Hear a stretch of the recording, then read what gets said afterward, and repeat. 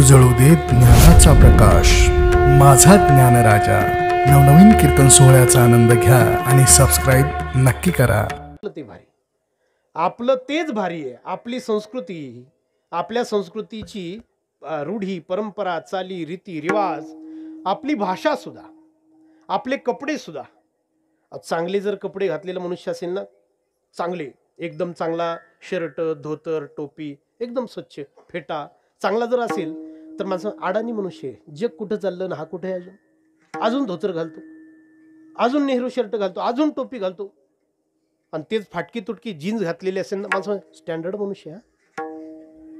कमाल आहे मोठी. घालू नका असं माझं बिलकुल म्हणणं नाही, घाला जरूर, पण तुम्ही त्या धोतरवाल्याला किंवा त्या स्वच्छ सफेद कपडे घालणाऱ्याला मागासलेला कसं काय ठरवता? कसं काय ठरवता? अहो, तो तुमच्यापेक्षा फार स्वच्छ राहतो, कारण सफेद कपडे एकच दिवस घालता येतात, दुसऱ्या दिवशी फेकावे लागतात. तुमची जीन्स पॅन्ट म्हणजे कधी मळते, ती फक्त वास आला का धुवायची असं आहे. वास येईपर्यंत ती धुवायची नाही, कारण ती मळतच नाही ना, ती मळत नाही. आपली भाषा, मराठी भाषा बोलणारा म्हणजे अडाणी, इंग्रजी बोलायला लागला सुशिक्षित, हे कोणी ठरवलं? सगळ्या भाषा शिकल्या पाहिजे, पण आपली भाषा विसरता कामा नये. आपली भाषा, मराठी भाषा 52 अक्षरांची भाषा आहे, अ पासून ज्ञेपर्यंत, आणि जिला तुम्ही फार चांगली श्रीमंत मोठी म्हणता. परत एकदा सांगतो, जरूर शिकावी. जगातल्या सगळ्या भाषा आल्या पाहिजे. विनोबा भावेंना 18 भाषा येत होत्या, 18. सगळ्या जगातल्या भाषा शिका, पण आपली माय मराठी विसरू नका हो. आपली मराठी 52 अक्षरांची भाषा आहे, जिला तुम्ही मोठी म्हणता. ती इंग्रजी फक्त 26 अक्षरांची भाषा आहे. ए पासून सुरुवात होते आणि झेडला संपते 26. ती शिकवायला सुरुवात होते. ए फॉर ॲपल, ॲपल म्हणजे फळ आहे, ॲपल म्हणजे फळ आहे, आणि झेड फॉर झेब्रा म्हणून जनावरात नेऊन सोडते. झेब्रा जनावर आहे. मराठी शिकवायला सुरुवात होते ती आई पासून, आणि ज्ञ म्हणून ज्ञानेश्वर माऊलींपर्यंत घेऊन जाते. ती आपल्याला आळंदीला नेते, आळंदीला. माझा मराठाची बोल कौतुके, पयमृता तेही पैजा जिंके, ऐसी अक्षरे रसिकत्वे मेळवीन. ए मराठीची नगरी, ब्रह्मविद्येचा सुकाळू करी. आपली मराठी, आपल्या तिथ्या, आपली भाषा, आपली संस्कृती, आपल्या चाली, आपल्या रीती. म्हणून उद्या सगळ्यांनी घरासमोर गुढ्या उभारायच्या. कोणाचंच काय ऐकायचं नाही, तांब्या उलटान पालटान अजिबात डोक्यात विचार आणायचे नाही. ती आपली परंपरा आहे. त्याचा आणि संभाजी राजांच्या मृत्यूचा काही संबंध नाही. ती आपली जुनी परंपरा आहे, गुढीची परंपरा ती आपली जुनी परंपरा आहे. उद्या सगळ्यांनी गुढ्या उभारायच्या, घरासमोर छानपैकी रांगोळी काढायची. कुठल्याच सांस्कृतिक प्रदूषणाला बळी नाही पडायचं. आपला धर्म, आपल्या चाली रीती कशा संपतील याच्यावर जगाचं लक्ष आहे, आणि ते चालवणं हे आता आपलं काम आहे. विठ्ठल विठ्ठल विठ्ठल विठ्ठल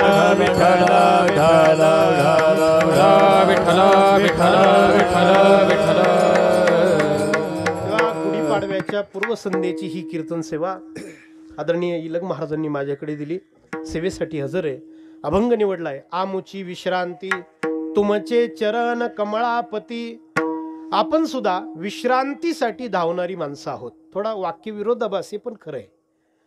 आपण सुद्धा विश्रांतीसाठी पण धावणारी माणसं आहोत. धावतोय पण विश्रांतीसाठी, म्हणजे आज पळतोय, कधीतरी थांबायचंय. म्हणून एखाद्याला जर विचारलं की तुला काय मिळवायचंय, तर तो सांगतो काही नाही, निवांतपणा पाहिजे. त्याला जर विचारलं निवांतपणा पाहिजे, तर मग तुझ्या जीवनाचा एवढा वेग का, तर तो सांगेल आज वेग वाढवला म्हणजे कधीतरी मला निवांत होता येईल. पण दुर्दैवाने कधीतरी काय आपल्या आयुष्यात उगवत नाही बुवा. आम्हाला एक हिंदीत कविता होती, दुनियेतली सगळी स्थळं, सगळे मान, सगळ्या प्रतिष्ठा आणि सगळी संपत्ती तोपर्यंत आपल्याला विश्रांतीची स्थानं वाटतात, जोपर्यंत ती मिळत नाहीत. एकदा ती मिळाली की लगेच लक्षात येतं माझा शेवट इथं होता, याच्यावर मी थांबायचं बिलकुल नाही, याच्या पुढे काहीतरी आहे. एक कविता होती आम्हाला, दुनिया जिसे कहते है मिट्टी का खिलौना है, जादू का खिलौना है. दुनिया जिसे कहते है जादू का खिलौना है, मिल जाए तो मिट्टी है, खो जाए तो सोना है. जग असं एक जादूचं खेळणं आहे म्हणे. तो कवी म्हणतो जग हे असं जादूचं खेळणं आहे, ते जर मिळालं तर असं वाटतं की हा याच्यासाठी पळत होतो का मी. माझ्या आयुष्यातला इतका अमूल्य बहुमूल्य वेळ मी यासाठी घालवत होतो का? आणि जेव्हा ते मिळत नाही तोपर्यंत त्याचं प्रचंड आकर्षण, ओढ, हेवा, त्याविषयी ओढ शिल्लक राहते. साधू संत मात्र विश्रांतीला पोहोचले. आपल्याला काही ती विश्रांती जीवनभर सापडत नाही. साधू संत मात्र त्या विसाव्याला पोहोचले. त्यांचं म्हणणं आहे त्यांच्या अभंगांमध्ये ती विश्रांतीला पोहोचले याची पोच पावती आहे. हातानी शिंतीने पावलो विसावा, हातानी शिंतीने पावलो विसावा, हातानी शिंतीने पावलो विसावा, हातानी शिंतीने पावलो विसावा. कुंडलिया धावा कृष्णेचिया, कुंडलिया धावा कृष्णेचिया, शिंतीने पावलो विसावा, हातानी शिंतीने पावलो विसावा. कुंडलिया धावा कृष्णेचिया, कुंडलिया धावा कृष्णेचिया, हातानी शिंतीने पावलो विसावा, हातानी शिंतीने पावलो विसावा.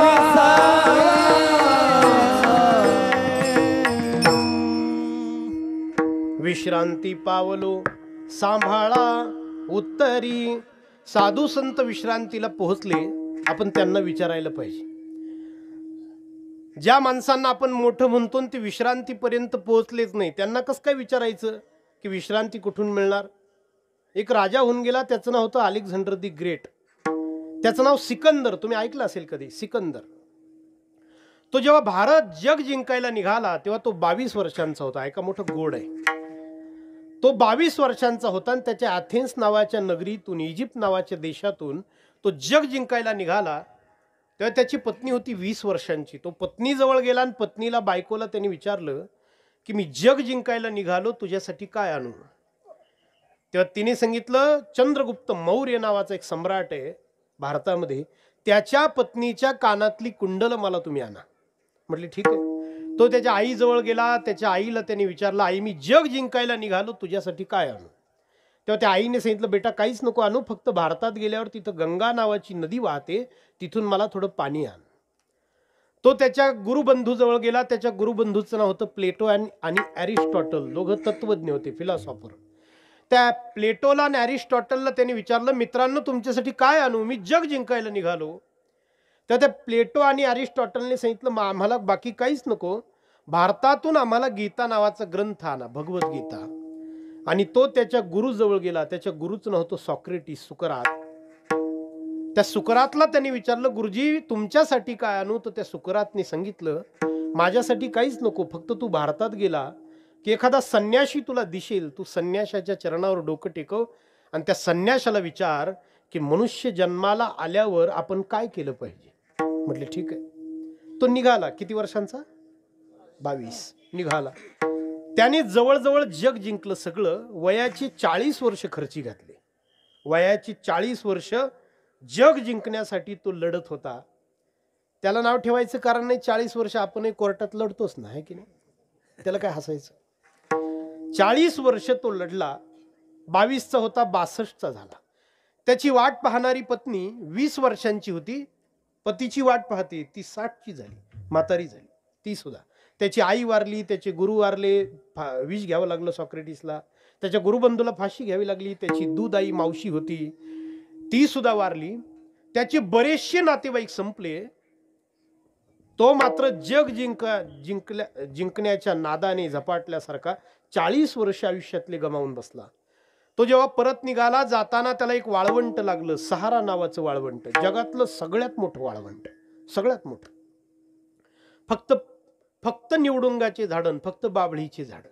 तिथं पाणी नाही म्हणून अन्न नाही म्हणून वस्ती नाही म्हणून माणसं नाही म्हणून प्रवासी नाही, रस्ते नाही, सडका नाही, कोणत्याच सुविधा नाही. आजही ते तसंच आहे. सहारा, मोठं वाळवंट. त्या वाळवंटातून तो निघाला होता. रात्री प्रवास आणि झोपला. रात्री सैन्य झोपलं. अचानक त्याच्यावर शत्रूचा प्रतिहल्ला झाला. कोण आपलं कोण परक कळेना. रात्र होती, अंधार होता. जगण्यासाठी तो उठला आणि पळाला. कुठं पळाला त्यालाही माहिती नाही. सकाळ झाली पण त्याला स्वतःचं सैन्य सापडेना. कोणत्या दिशेने पळत आलो तेही कळेना. 9 वाजले. वाळवंटात जिकडं तिकडं वाळूच फक्त, काही कळे ना. 9 वाजले, 12 वाजले, तहान लागली, भूक लागली, 3 वाजले, कंठ कोरडा पडला, 6 वाजले, प्राण त्याचा कासावीस झाला थेंबर पाण्यासाठी. पाणी मिळेना त्या वाळवंटात त्याला. इतिहास आहे, घडलेलं आहे, सत्य आहे. संध्याकाळी सूर्य अस्ताला जायला लागला आणि त्याने गुडघे टेकवले वाळूमध्ये, देवाकडे प्रार्थना केली, देवा मी मरणार आहे हे तर मलाही माहीत झालं, फक्त माझी एक इच्छा होती की तू मला सिकंदराला मला शोभेल असं मरण देशील, किमान किमान मला साजेल असं तर मरण दे. असं तू पाण्याविना तडफडून माझा जीव घेणार आहेस का? तो देवाशी भांडत होता. एवढ्यात एक फकीर हातात कमंडलू सारखं पात्र घेऊन निघाला होता. याने त्या फकीराला पाहिलं आणि याला वाटलं बरं झालं. हा पळत गेला आणि त्या फकीराच्या पायाला मिठी मारली आणि सांगितलं, फकीर साहेब तुमच्या या कमंडलूमध्ये जर पाणी असेल तर द्या, मी जगज्जेता सिकंदर आहे. त्या फकीराने सांगितलं, मला कोणी वाळवंटात भेटेल याची कल्पना नव्हती, मी जास्त पाणी आणलं असतं. मी इथं कोणी भेटत नाही म्हणून माझ्या पुरतंच आणि आजच्या पुरतंच घेतलं होतं. याला फकीर म्हणतात. काय? माझ्या पुरतंच आणि आजच्या पुरतंच. चौथ्या पिढीचं नाही, फक्त माझ्या पुरतं आणि आजच्या पुरतंच. आमच्या गुरुजींचं वैकुंठवासी विठ्ठल बाबा घुलेंचं एक वाक्य आहे, फकीर कोणाला म्हणतात माहिती का? फकीर जो फिकीर करत नाही त्याला फकीर म्हणतात. चाह गई चिंता गई मनवा बेपरवाह, जिसको कुछ नहीं चाहिए वही शहनशाह. म्हटले फक्त वाटीभर पाणी शिल्लक आहे. म्हटले वाटीभर तर वाटीभर द्या गड्या. त्याने तो कमंडलू दिला आणि याने असे हात केले, पण याला लाज वाटली. राजा आहे आपण वाटीभर पाणी मागायचं म्हणजे काय? त्यांनी सांगितलं, महाराज मी काही फुकट घेत नाही, माझं सैन्य सापडलं म्हणजे 100 सोन्याची नाणे मी तुम्हाला देऊन टाकेन. त्या फकीराने दिलेलं ते भांड हिसकावून घेतलं आणि सांगितलं, 100 मध्ये परवडत नाही.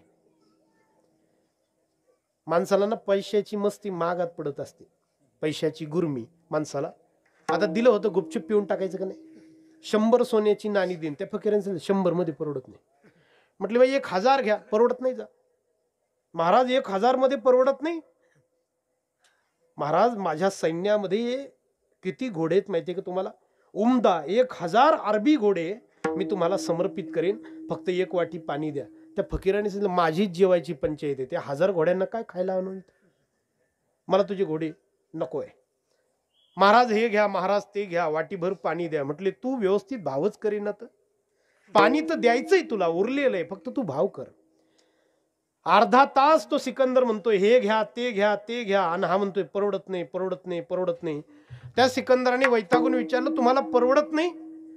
म्हटले हो, वस्तू माझी आहे आणि ज्याची वस्तू आहे तो भाव करणार ना. वस्तू ज्याची तो भाव करतो. शेतकरी वगळता.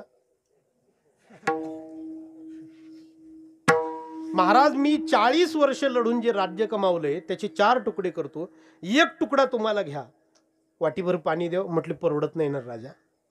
शेवटी त्या फकीराने सांगितलं, मी 40 वर्ष लढून जी प्रॉपर्टी कमावली आहे, 40 वर्ष लढून जे राज्य कमावलंय तुमच्या पायी वाहतो, 1 वाटी पाणी तर द्या. त्या फकीराने सांगितलं परवडत नाही पण घे. त्या सिकंदराने ते वाटीभर पाणी घेतलं, घटाघटा पिऊन टाकला आदाशासारखं. कमंडलू त्या फकीराने घेतला आणि तो फकीर चालू लागला. त्या सिकंदराने विचारलं, हो महाराज राज्य घेणार होते ना? म्हटले मला तुझं राज्य नकोय, मी चाललो. अरे राज्य नकोय चाललो का म्हणून? का म्हणून मग इतका अर्धा तास माझा वेळ घातला? का मोलभाव केला? का बार्गेनिंग केली? त्या फकीराने दिलेले उत्तर आहे. तो फकीर असं म्हटला होता, मला तुझं राज्य नको होतं, मला तुला फक्त इतकंच दाखवून द्यायचं होतं की तू 40 वर्ष लढून जमावलेली प्रॉपर्टी 1 वाटी पाणी इतक्या सुद्धा किमतीची नाही, मला इतकंच दाखवायचं. तू 40 वर्ष लढून जमावलेली प्रॉपर्टी 1 वाटी पाणी इतक्या सुद्धा किमतीची नाही. आपण मग सिकंदराला विचारायचं का निश्चिंत कसं होता येतं म्हणून? हे म्हणजे आंधळ्याच्या काठी लागले आंधळे होईल ना. तुकोबारायांचे प्रमाण आहे, आंधळ्याच्या काठी लागले आंधळे, घात एके वेळे मागे पुढे. आपण विचारूयात तुकोबारायांना निश्चिंत कसं होता येतं महाराज.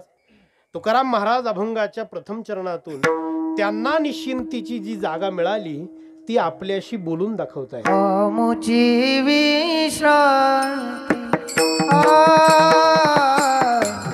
मुची विश्रांती मुची विश्रांती आमुची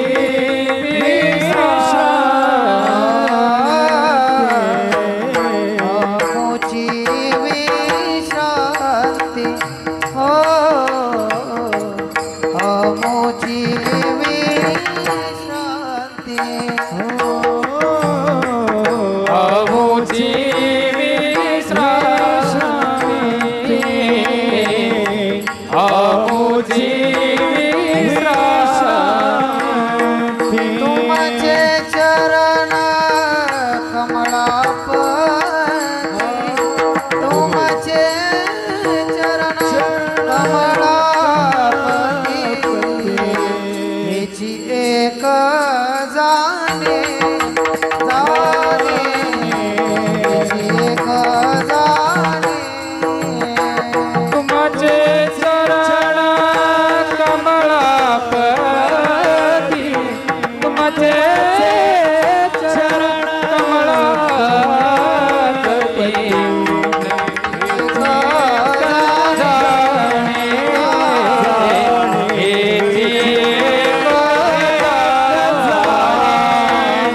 आमुची विश्रांती तुमचे चरण कमळापती तुमचे चरण कमळापती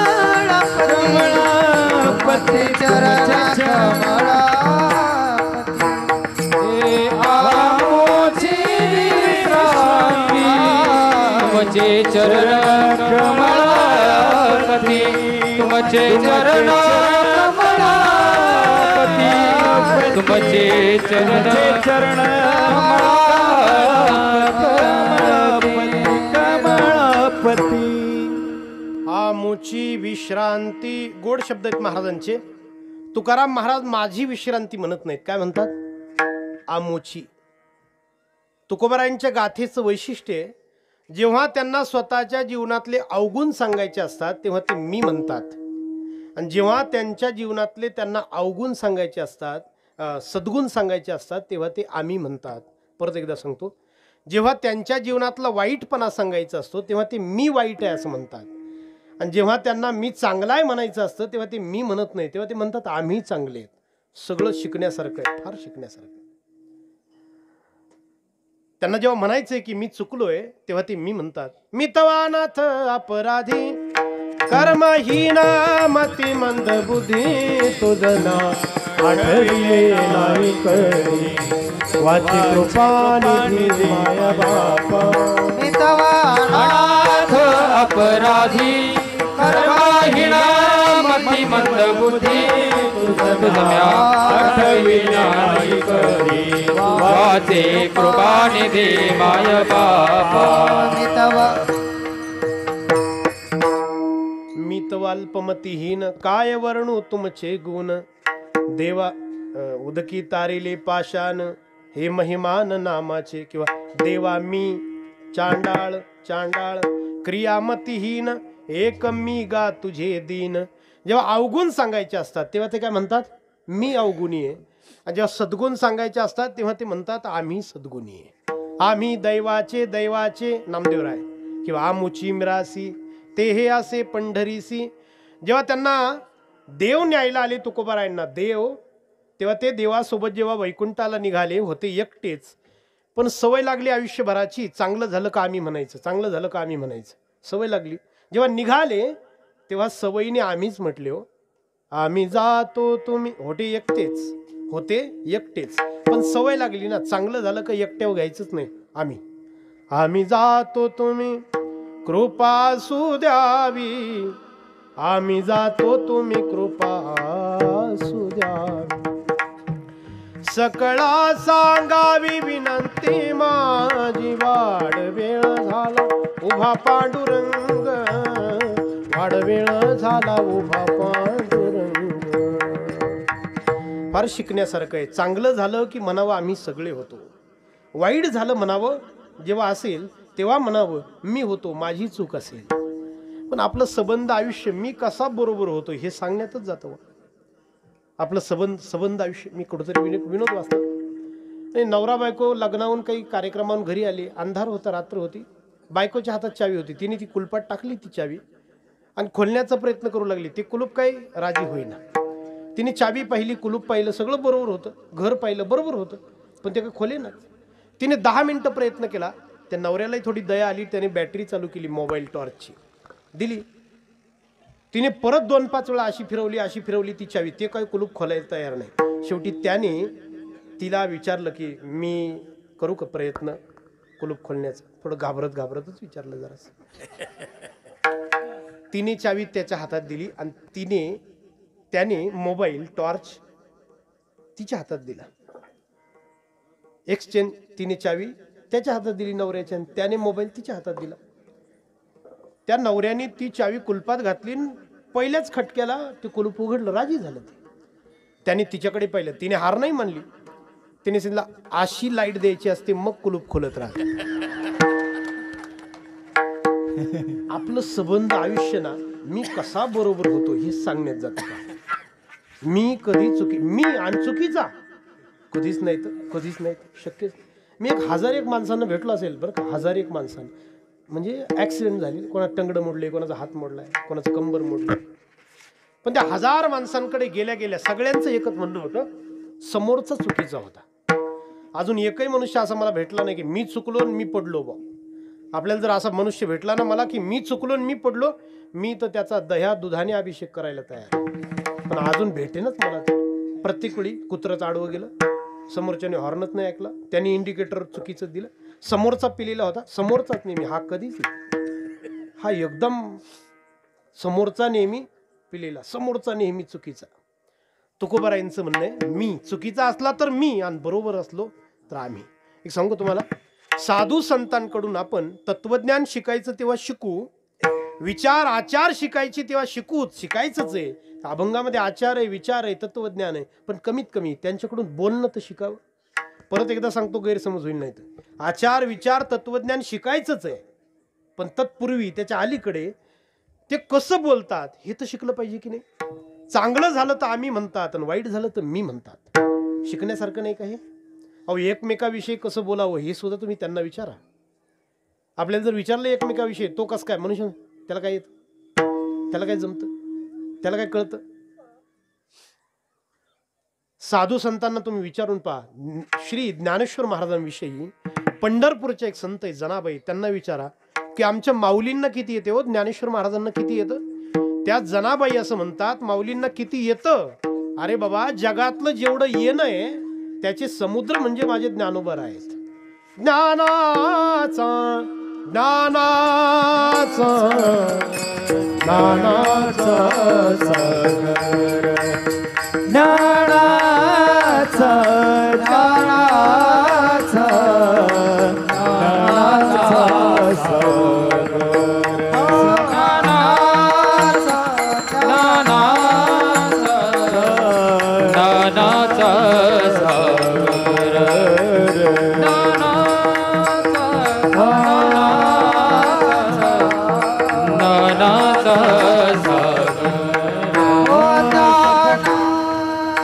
सखा माझा ज्ञानेश्वर, सखा माझा ज्ञानेश्वर, ज्ञानाचा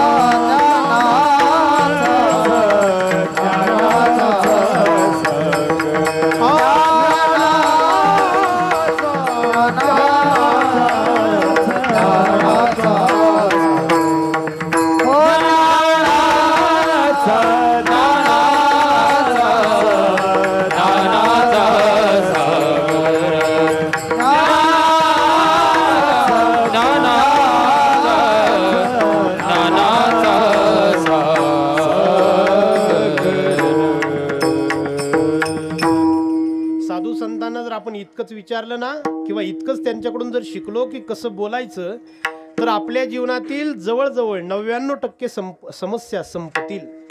कारण आपल्या जीवनातील ज्या समस्या आहेत ते केवळ आणि केवळ आपल्या जिभेनं निर्माण केलेल्या समस्या आहेत. आपल्या जीवनाला जी आग लागली आहे ती लावलेली आग केवळ आणि केवळ आपल्या कसं न बोलणं कळाल्यामुळे लागलेली आग आहे. मी कुठंतरी एक वाक्य वाचलं होतं, म्हणजे जिभेला लागलेली जखम, झालेली जखम फार पटकन भरून निघते. जिभेला जर जखम झाली तर फार पटकन भरून निघते. पण जिभेने जखम झाली तर कधीच भरून निघत नाही. म्हणून माणसाने फार फार विचार करून बोललं पाहिजे. एका जणाने टपरीहून सिगारेट विकत घेतली. टपरीहून सिगारेट विकत घेतली. टपरीवाल्याला सांगितलं माचीस दे. टपरीवाल्याने सांगितलं माचीस संपली आहे. म्हटले कश काय पेटवायची सिगारेट. त्या टपरीवाल्याने त्याला सांगितलं काळजी करू नको, ते रस्त्यावर माणूस दिसतं का उभं तुला. म्हटले दिसतंय, जा त्याच्या जिभेवर ठेव, पेटेल. त्याने कमाल, जिभेवर सिगारेट ठेवल्याने कश काय पेटेल. त्या टपरीवाल्याने त्याला माहिती दिली काळजी करू नकोस, त्याची जीभ अशी आहे, त्याच्या जिभेनं आमचं अख्खं गाव पेटवलंय, अजून शांत व्हायला तयार. बोलणं शिकलं पाहिजे. आजच मी वाचलं कुठंतरी, मित्र मित्राला विचारत होता म्हणे दारूने खोकला जातात म्हणतात, खरे त्यांच्या जात असणार. म्हटलं कशा, माझी 50 एकर जमीन गेली, तुझा खोकला काय जाणार 100%. का बोललो आपल्याला मी, हे साधू संतांकडून आधी सगळ्यात आधी पहिल्यांदा सुरुवातीला आपण बोलणं शिकलं पाहिजे. आमुची दुसरा शब्द आहे विश्रांती. आराम शब्द नाही वापरला तुकोबारायांनी, विश्रांती शब्द वापरलाय. आराम का नाही वापरला. आराम येतो जातो तो, आणि विश्रांती फक्त येते जात नाही. विश्रांती कायमची, आराम तात्पुरता. आता 9 वाजता मी जय विठ्ठल करेन तर तुम्ही जे बसलेले आहात ना, तुम्हाला असं वाटेल की कधी एकदा उठतो, त्याशिवाय आराम नाही. म्हणजे याचा अर्थ उठणे बरोबर आराम, बरोबर ना. उठणे म्हणजे आराम, उभं राहणं म्हणजे आराम. मग तुम्ही टाळकऱ्यांना विचारा, उभं राहणं म्हणजे तुम्ही पायाचा तुकडा पडला खाली एकदा बसतो कधी. म्हणजे आम्ही जे उभे आहेत आम्हाला असं वाटतं 9 कधी वाजतील, मी खाली कधी बसतो, आराम नाही. आणि तुम्हाला असं वाटतंय की 9 वाजतील, कधी एकदा उठतो, त्याशिवाय आराम नाही. ही उठ बस आहे, याला आराम म्हणतात. आणि एकदा येते जात नाही, तिला म्हणतात विश्रांती, विसावा. भागलियाचा तो विसावा, भागलियाचा तो विसावा, भागलियाचा तो विसावा, भागलियाचा तो विसावा. करीना नावा निघालो ना,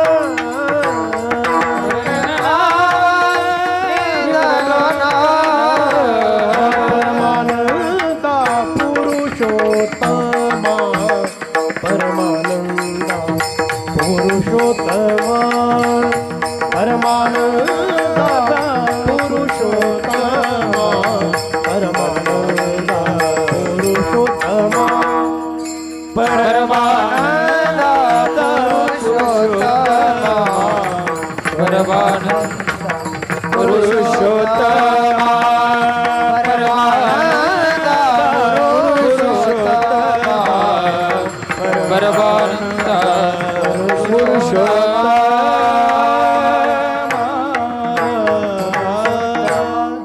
तुमचे चरण कमळापती. देवाची पावलं आपली विश्रांती. काय कारण आहे. देवाच्या जवळ गेल्याशिवाय आपल्याला विसावा का मिळत नाही. एका वाक्यात उत्तर सांगतो, जो जिथून आला तो तिथं गेल्याशिवाय त्याला विसावा मिळणार नाही, हा सिद्धांत आहे. जो जिथून आला तिथं गेल्याशिवाय त्याला विश्रांती नाही, विसावा नाही. आपण घरी गेल्याशिवाय आपल्याला झोप मिळेल. आम्ही कीर्तनकार मंडळी तर रात्री 9 ते 11 जर कीर्तन असेल ना, 9 ते अवघडच राहतं ते कीर्तन, एक अवघडच राहतं ते. हे 7 ते 9 कीर्तन म्हणजे. आणि खरी गोष्ट आहे, कीर्तनाची वेळच 7 ते 9 आहे तुम्हाला. कारण कीर्तनाचं काम काय आहे, ज्ञानदीप लावू जगी. ज्ञानाची दिवे लावायची. आणि मग दिवे लावण्याची वेळ काय 9ची आहे का. 9ची वेळ म्हणजे दिवे विझवण्याची वेळ आहे, ती झोपण्याची वेळ आहे. आणि मंडपात जरी ते दिवे आले तरी ते विझण्याच्याच मार्गावर असतात. लय रॉकेल टाकावं लागतं 9 वाजता, लय. त्याशिवाय 20 तास परत टाकायचं, 20 तास परत टाकायचं. कळलं तुम्हाला आहे ना. ही 7 ते 9 अवघड सांगितलं तरी ऐकतात. ही वेळ आहे ती 7 ते 9. विठ्ठल विठ्ठल विठ्ठल विठ्ठल विठ्ठल विठ्ठल विठ्ठल. काय सांगतोय आपल्याला, जो जिथून आला तो तिथं गेल्याशिवाय त्याला विश्रांती नाही, हा सिद्धांत. रात्री 9 ते 11च्या कीर्तनाला आम्ही जर निघालो ना, तर येतानाच जायचा पण रस्ता आठवण ठेवत असतो. येतानाच जायचा रस्ता का, परत जाताना रात्री 1 वाजता रस्ता सांगणारा कोण सापडेल. 1 वाजता कोण रस्त्यावर सापडेल. आणि 1 वाजता जो रस्त्यावर सापडेल तो काही विचारण्याच्या स्थितीत सापडेल असं वाटतं का तुम्हाला. तो म्हणशील माझाच रस्ता मला सापडे ना. माझंच घर सापडेल, म्हणजे त्याला घर देऊ शोधून द्या, समाजसेवा करा. त्यापेक्षा आपला आपला रस्ता आपण आठवणी ठेवावा. प्रातस्मरणी आमचे विठ्ठल बाबा घुले असा एक दृष्टांत सांगायचे. म्हणजे काय झालं, एका मूर्तिकाराने बाजारात जाऊन खडी साखरेचे खडे आणले आणि खडी साखरेच्या खड्यांच्या मूर्त्या घडवला. हनुमंतराय पण खडी साखरेचे, गणपती पण कशाचे, नारळ कशाचा, खडी साखरेचं. घर सुद्धा केलं छोटं, पण कशाचं, खडी साखरेचं. शोकेशमध्ये मूर्त्या ठेवल्या त्याने. धूळ बसली. 6 महिन्यांनी त्याला ते धूळ बसलेलं आवडेना, म्हणून त्याने मित्राला विचारलं, काय करू रे, धूळ बसली. मित्र मोठा हुशार होता. मित्राने सांगितलं, अर्धा तास पाण्यात भिजत ठेव. हाही त्याच्यात बेंचवर बसायचं. यांनी सांगितलं अर्धा तास, 1 तास भिजत ठेवा. त्या मूर्त्या त्याने ठेवल्या, पण परत काही सापडल्या नाही. का बरं, त्या जिथून आल्या तिथं गेल्या. कुठून आल्या होत्या त्या, कुठून आल्या होत्या, उसाचा रस म्हणजे पाणीच, पाणीच त्या पाण्यातूनच आल्या आणि गेल्या सुद्धा पाण्यात. तसं मायबाप आपण सुद्धा देवाकडूनच आलो. आपल्याला जायचंय देवाकडे, आणि जोपर्यंत आपण जात नाही तोपर्यंत विश्रांती नाही. आपण तिथून आलो. आपले जरी प्लॅनिंग इथले असले की मला इथं राहायचंय, मला इथं राहायचंय, तरी सुद्धा आपल्याला इथं राहायचं नाही. आपण इथले नाहीच, नाहीच. वस्ती कर वस्ती आला, प्रातकाळी उठून गेला. तुकोबरायांनी तर मोठ्याने सगळ्यांना सांगितलंय, चला जाऊयात, जाऊ देवाची या गावा, जाऊ देवाची या गावा, जाऊ देवाच्या गावा, जाऊ देवाच्या गावा. हा देव देईल विसावा, देव देईल विसावा, देवा सांगो सुख दुःख, देवा सांगो सुख दुःख. देवा देईला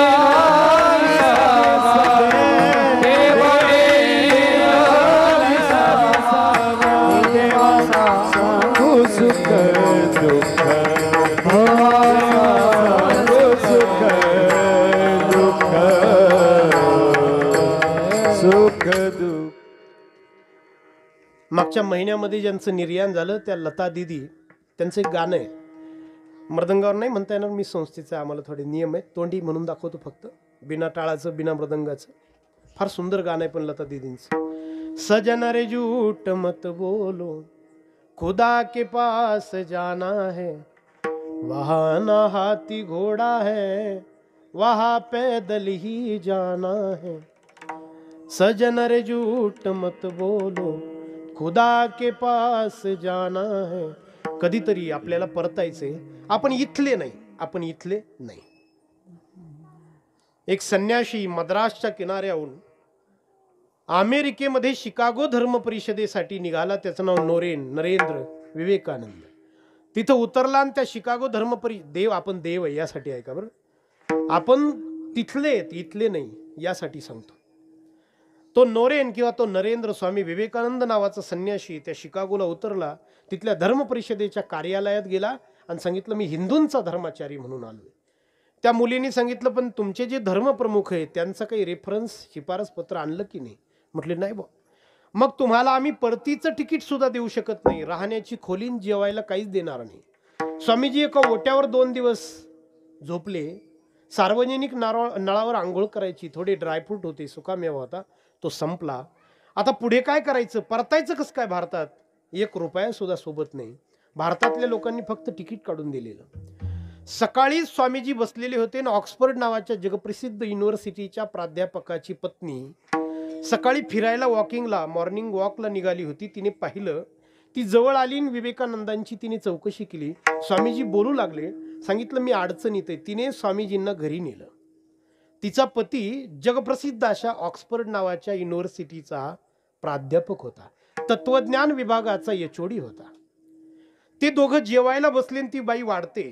तो प्राध्यापक आणि स्वामीजी जेवायला बसले, ती वाढते. स्वामीजी बोलायला लागले आणि त्या प्राध्यापकाच्या लक्षात आलं की हा मनुष्य फार विद्वान आहे. शेवटी मी तुम्हाला विचारतो, मनुष्य कधी कळतो विद्वान आहे की नाही? कधी कपड्याहून. कपडे फार स्वस्त आहे ना. 10 रुपयाचा स्टार्च आणि 5 रुपयाची इस्त्री. हा चमकला मनुष्य काय लागतं त्याला. 15 रुपयाचं काम आहे. 10 रुपये ते कडक करायला लागतात आणि 5 रुपये इस्त्रीला. 15 रुपयात तर मनुष्य एकदम चमकतो. म्हणून ज्याला असं वाटतं मी शोभिवंत दिसावा त्याने कपडे चांगले घालायचे, पण गप्प बसायचं, बोलायचं नाही जास्त. गप्प बस. कारण मानस जाणी जे बोले. मनुष्य बोलला की प्रेझेंट होतो, प्रस्तुत होतो, दिसतोच समोर कसा आहे, किती अभ्यास केला, काय आहे. स्वामीजी बोलायला लागले. त्या प्राध्यापकाच्या लक्षात आलं ही विद्वान आहेत. त्या प्राध्यापकाने धर्म परिषदेला पत्र लिहिलं, यांना बोलू द्या. धर्म परिषदेला त्या प्राध्यापकाने लिहिलं होतं, तुम्ही विचाराल की यांना का बोलू द्या, तर ही विद्वान आहे. तुम्ही विचाराल किती विद्वान आहे, तर त्या प्राध्यापकाने एक पत्र, एक ओळ लिहिली होती त्या पत्रात. ती ओळ अशी आहे, हा मनुष्य इतका विद्वान आहे, इतका विद्वान आहे की तुमचे सगळे विद्वान या निसंगाच्या व्यासंगाच्या पासंगाला देखील पुरणार नाही. हा इतका विद्वान आहे. म्हटली ठीक आहे. म्हटलं ठीक आहे, बोलू देऊ आम्ही, पण 5 मिनिटं बोलू देऊ. 5 मिनिटं. त्या प्राध्यापकाने सांगितलं 5 मिनिटं तर 5 मिनिटं. आता स्वामीजींसारख्या विद्वानाला काय 5 मिनिटं. विद्वान मनुष्य 2 वाक्यात सगळा अभिप्राय सांगत असतो. तो 2 वाक्यामध्ये 5 मिनिटं कशाला लागतात त्याला. पुन्हा पुन्हा आज मला विठ्ठल बाबांची आठवण येते. कीर्तनकार जर म्हटला की आता वेळ संपली आहे पण माझं खूप चिंतन राहिलं, तर बाबा सांगायचे घरी जाऊन सांगा. जा जय विठ्ठल. तुला 2 तासात काही सांगता आलं नाही, पुढे काय दिवे लावणार आहे तू. ज्याला बोलायचंय तो किती वाक्यात सांगतो. आमच्या गावात सप्ताह होत असतो, फाल्गुन शुद्ध पंचमी. गावचा महाराज या नात्याने मी थांबतो, आलेल्या महाराजांचे आभार मानतो. महाराज आले, व्यवस्था करावी लागते, पुढं सरका, वेळेत येऊन बसा, गडबड करू नका वगैरे. एक दिवस संजय बाबा पाचपौरांची गाडी खराब झाली. त्यांचा फोन आला, भगीरथ तूच कीर्तन कर. म्हटलं ठीक आहे बाबा, रिकाम्या जागा भरा. मी आपला उभा राहिलो कीर्तनकार म्हणून. पण पोरांपुढे दुसराच प्रश्न. आज आता रोज हे आभार मानतात, तर हेच कीर्तनकार म्हटल्यावर यांचे आभार कुणी मानायचे. प्रश्न पडतो ना एखाद दिवशी. आदरणीय इथं अशोक महाराज इलग आभार मानत असतील, विद्वान आहेत, गोडवाणी, प्रेम मूर्ती आहेत. पण मी एखाद दिवशी समजा ते गैरहजर राहिले, प्रश्न पडतो. तुमच्याकडली तर माणसं शिकलेली आहे, मी म्हणतो कोणी आभार मानेन. आमच्याकडे त्या पोरांना तो प्रश्न पडला की आता हेच आभार रोज मानतात, हेच कीर्तनाला उभे म्हटल्यावर यांचे कोण आभार मानणार आहे. एक पोरग चालू असताना माझ्या कानात, महाराज कीर्तनाच्या शेवटी तुम्ही तुमचे आभार माना. म्हटलं मूर्ख आहे का, नाही जमणार. नसतं जमत ते. आभारच मानू नको त्यांच्या, नाही मानायला पाहिजे.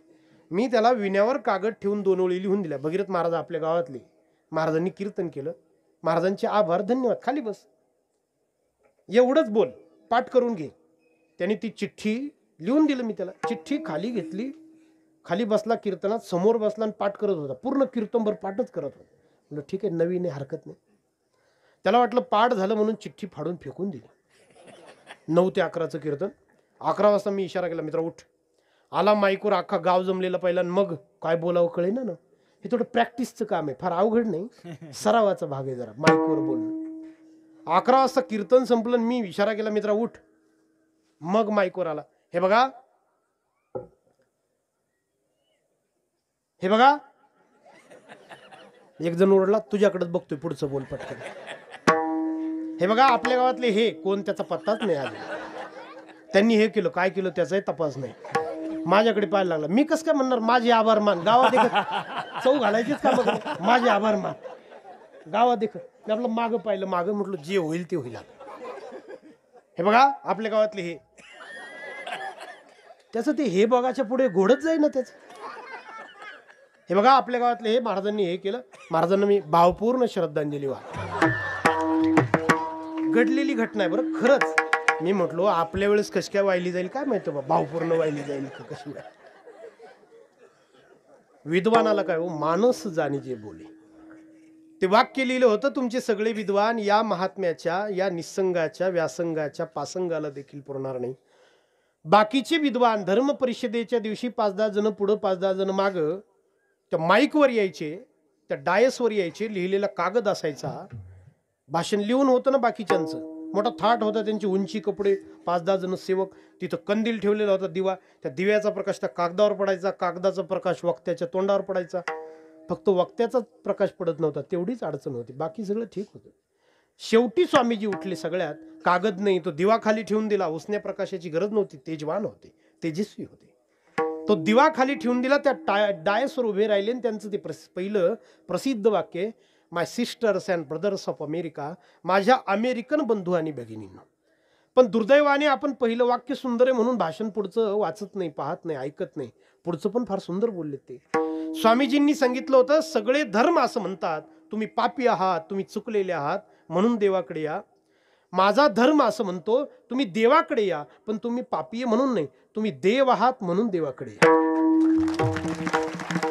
तुम्ही देवाचे आहात म्हणून देवाकडे या. अहो त्या अमेरिकेच्या लोकांना तुम्ही देव आहात म्हणून देवाकडे या हे वाक्य आवडलं आणि त्यांनी स्वामीजींना सांगितलं, आम्ही तुम्हाला आमच्या देशातून जाऊ देणार नाही. आणि 3.5 वर्ष स्वामीजी तिथं थांबले. हजारो व्याख्यानं दिले, हजारो व्याख्यानं दिले. आपण देव आहोत, आपण देव आहोत. अमर आहा अमर आहा, अमर आहा अमर आहा, अमर आहा अमर आहा, अमर आहा अमर आहा. हरे की पहा खोटे हे, हरे की पहा खोटे, हरे की पहा खोटे, हरे की पहा खोटे, हरे की पहा खोटे, हरे की पहा खोटे, हरे की पहा खोटे, हरे की पहा खोटे रे, हरे की पहा खोटे रे. अमर आहा अमर आहा, हरे की पहा खोटे, हरे की पहा खोटे, कैसे पहा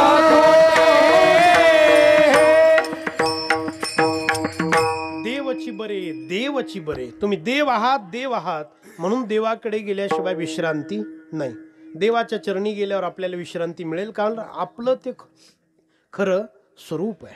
म्हणून आमची विश्रांती तुमचे चरण कमळापती. देवाचे चरण. आपल्या महाराष्ट्राचं पांडुरंगाच्या चरणावर फार प्रेम आहे, फार प्रेम आहे. म्हणून तर आपण कासावीस होतो. कधीपासून चरणाचं दर्शन सुरू होईल पांडुरंगाचं? आणि बरं झालं उद्यापासून सुरू होते. विठ्ठला विठ्ठला विठ्ठला विठ्ठला विठ्ठला विठ्ठल. आपल्याला पांडुरंगाच्या मुखदर्शनाने समाधान नाही. सगळा भारत राधाकृष्ण म्हणतो, म्हणायलाही पाहिजे. राधा ही भक्तीची आचार्य आहे, पण भारत राधाकृष्ण म्हणतो ना आपण विठोबा रखमाई का म्हणतो? याचं कारण आहे, आपण कृष्णाच्या चरणाची उपासना करतो आणि कृष्णाचे चरण ही रुक्मिणीच्या ताब्यात आहे. सगळा भारत कृष्णाच्या मुखाची उपासना करतो आणि कृष्णाचं मुख ही राधेच्या ताब्यात आहे, म्हणून ते राधाकृष्ण म्हणतात. आणि आपल्याला चरण पाहिजे म्हणून आपण रुक्मिणी विठोबा किंवा विठोबा रखोमाई असं म्हणतो. कारण देवाच्या चरणाची मालकीन रुक्मिणी आहे. ते पाय धुवावयाच्या दैवा पात्र झाले. पाय लक्ष्मीचे हाती म्हणून तिसी येतो काकुलती. अहो एवढ्या लांबून तुकाराम महाराज देऊन पंढरपूरला आले. आधी मुख पाहायला पाहिजे होतं की नाही? नाही ना, तसं नाही झालं. तुकोबारायांनी पाहिले ती चरणच. समचरण आधी चरण, समचरण मग दृष्टी, समचरण दृष्टी विटे भरी साजिरी. समचरण दृष्टी विटे भरी साजिरी. समचरण दृष्टी विटे भरी साजिरी. समचरण दृष्टी विटे भरी साजिरी. विठे माझी हरी वृत्ती राभो, तेथे माझी हरी वृत्ती राभो. आणि कलनागे माईक पदार्थ, आणि कलनागे माईक पदार्थ. तेथे माझे हरी वृत्ती राहो, तेथे माझे हरी वृत्ती राहो. आणि कलनागे माईक पदार्थ, आणि कलनागे माईक पदार्थ.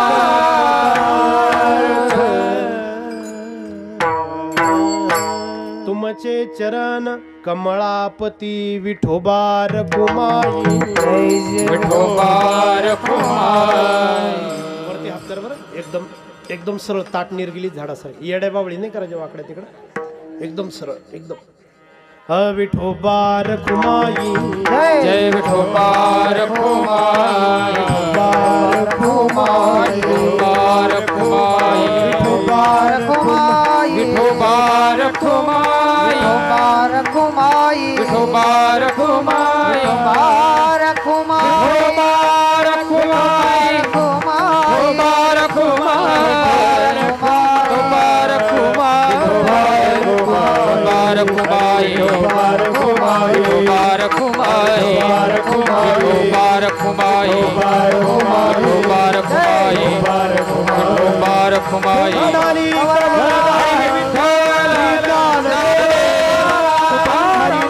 भगवान की जय. विठोबा रखुमाई. विठोबा रखुमाई. विठोबा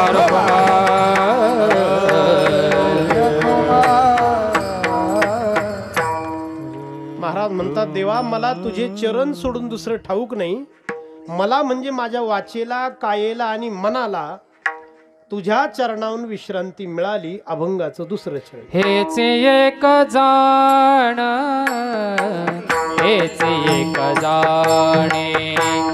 हेच एक जाणे. हेच एक जाणे.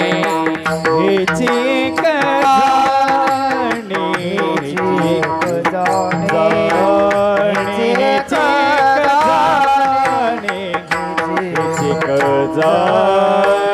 हेच जाणे. हेच एक जाणे. हेच एक जाणे. हेच एक जाणे.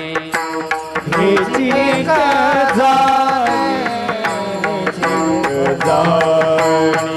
हेच एक जाणे. काया वाचा आणि म्हणे.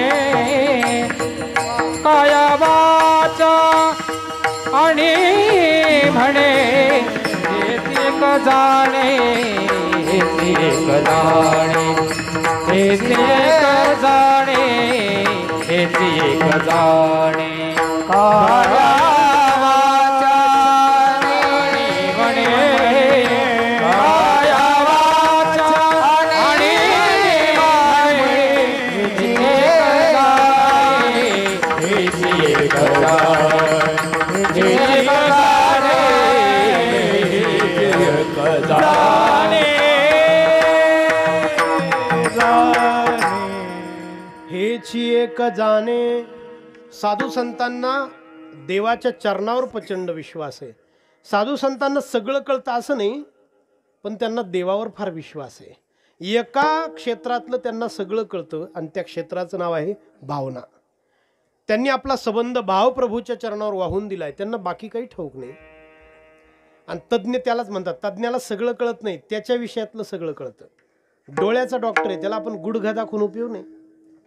तो अंगठा दाखवील. मग त्याला डोळ्यात दाखवला पाहिजे.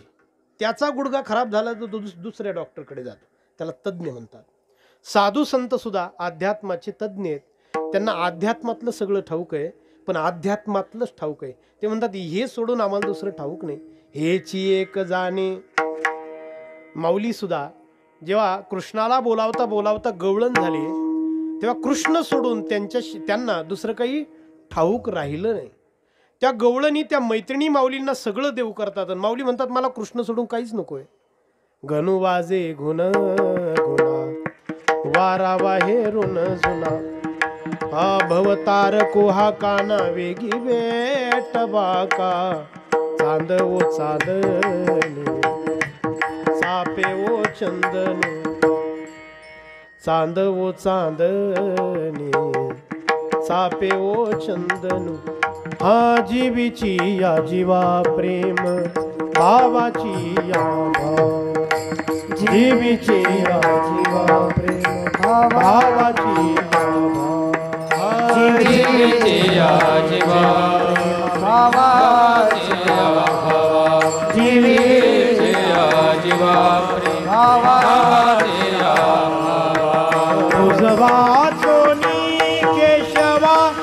आणून आवडे तुझ वाचोनी केशवा आणून आवडे दिवे अनुसरणी आजुनी काळे दिवे अनुसरणी आजुनी काळे दिवे अनुसरणी अजून काळे दिवे अनुसरणी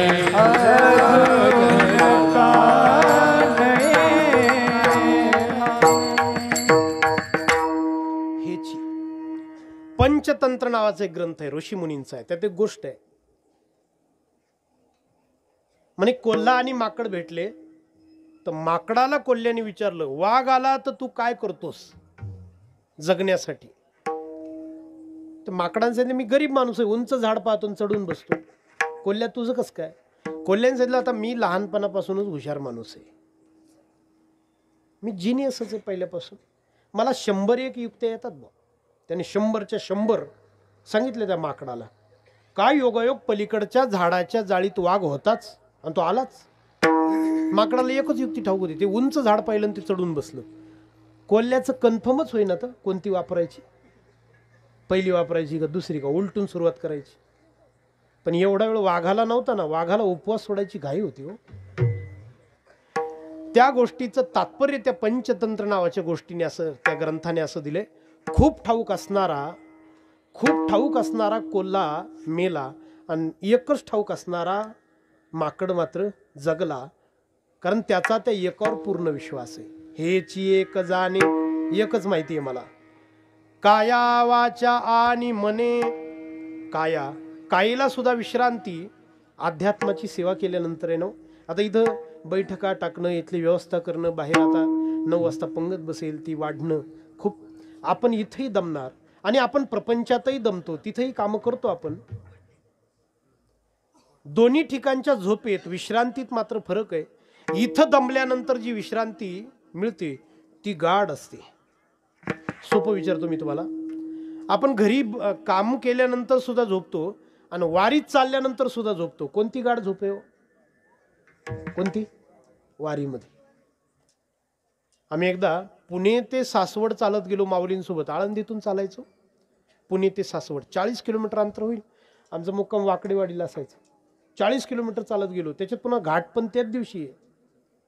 सगळ्यात जास्त मुक्काम घाट पण 13 किलोमीटरचा त्याच दिवशी, त्याच्यात पुन्हा एकादशी त्याच दिवशी असते, त्यात पण सगळ्यात जास्त गर्दी त्याच दिवशी असते, धूळ धूर त्याच दिवशी, सगळे पत्रकार सगळे नेते त्याच दिवशी आलेले असतात माऊलीं सोहळ्यात.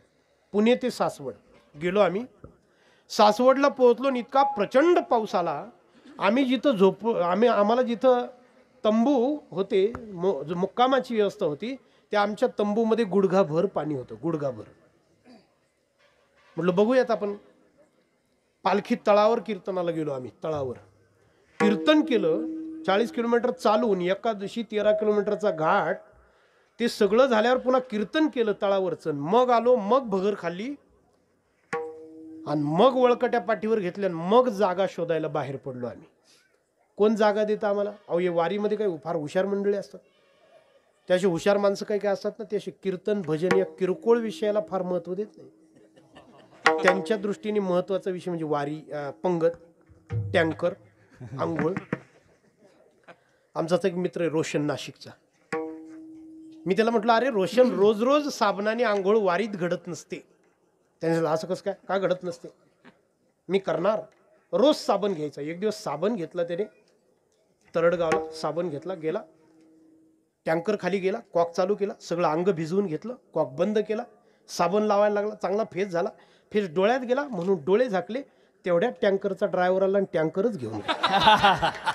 मी त्याचा फोटोच काढून ठेवला. दरवर्षी वारी आली का त्याला त्या दिवशी पाठवतो, खाली लिहितो, सुंदर ते ध्यान. दरवर्षी जतन करून ठेवलाय, तर डायरेक्ट गुगल ड्राईव्हला टाकलाय, म्हणजे मोबाईल गेला तरी तो फोटो. काही मंडळी अशी हुशार असतात ना, त्याला फॅनची हवा, जागा, अशा मंडळीने आम्हाला जागाच नाही ठेवल्या. मग आम्ही जागा शोधतोय, कोण मंगल कार्यालय पॅक, सगळं पॅक. 11:30 वाजले, इतकं थकलो होतो. एक स्मशान दिसलं, स्मशान. आमच्या मित्रमंडळीला म्हटलो, काही नाही, जायचंच आहे आपल्याला, कधीतरी स्मशानात येणं आहेच आहे, बरोबर. रंगीत तालीम व्हायला काय हरकत आहे? गेलो आम्ही सगळ्यांनी कडाकडानी वळकट्या टाकल्या, तरी पण जागा कमीच पडली. एक जागा शिल्लक नव्हती, मधली शिल्लक होती सभेच्या अध्यक्ष. तुम्हाला मी खरं सांगतो, त्या जागेवर झोपलोय बरं मी, त्या जागेवर झोपलोय. काही पिढा नाही, काही ग्रह, काहीच नाही हो, काही बाधा नाही. फक्त नशीब कोणी माचीच घेऊन आला नाही आणि म्हणून मारुती वस्तीवर येण्याचा योग आहे. मी आता कधी कधी असा विचार करतो, निवांत AC मध्ये कधी झोपलो तो विचार करतो की आपल्याला इथं ती झोप लागेल का? ती नाही लागणार. त्याला 40 किलोमीटर चालावं लागेल, भजन करत चालावं लागेल. त्याला 13 किलोमीटरचा घाट पाहिजे, त्याला पाऊस झाला पाहिजे, त्याला त्यानंतर कीर्तन तळावर गेलो पाहिजे, त्यानंतर भजन म्हटलं पाहिजे, जागर, त्यानंतर येऊन भगर खाल्ल्यानंतर मग आपल्याला ती झोप आली की मग स्मशान काय काय काय काय काय. काईला सुद्धा विश्रांती अध्यात्मात. वाचा सुद्धा थांबते. परमार्थाचं वर्णन केल्यानंतर, देवाला गायल्यानंतर वाणी थांबते. काया, वाचा आणि मने, मन सुद्धा धावायचं थांबतं ते देवाला पाहिल्यानंतर. देखिले तुमचे चरण निवांत राहिले मन, कासया त्यजिन प्राण आपुला गे माये, असेन धनिवरी आपुले माहेरी. काया, वाचा आणि मने निवृत्ती ज्ञानदेव सोपान मुक्ताबाई एकनाथ नामदेव तुकाराम. निवृत्ती ज्ञानदेव सोपान मुक्ताबाई एकनाथ नामदेव तुकाराम. निवृत्ती ज्ञानदेव सोपान मुक्ताबाई एकनाथ नामदेव तुकाराम. ज्ञानदेव सोपान मुक्ताबाई एकनाथ नामदेव तुकाराम. मुक्ताबाई एकनाथ नामदेव तुकाराम. निवृत्ती ज्ञानदेव सोपान मुक्ताबाई एकनाथ नामदेव तुकाराम. निवृत्ती ज्ञानदेव सोपान मुक्ताबाई एकनाथ नामदेव तुकाराम. निवृत्ती ज्ञानदेव सोपान मुक्ताबाई एकनाथ नामदेव तुकाराम. ज्ञानेश्वर माऊली ज्ञानराज माऊली, माऊली ज्ञानेश्वर माऊली ज्ञानराज माऊली ज्ञानेश्वर माऊली ज्ञानराज माऊली. उजळू देत ज्ञानाचा प्रकाश, माझा ज्ञानराजा. नवनवीन कीर्तन सोहळ्याचा आनंद घ्या आणि सबस्क्राईब नक्की करा.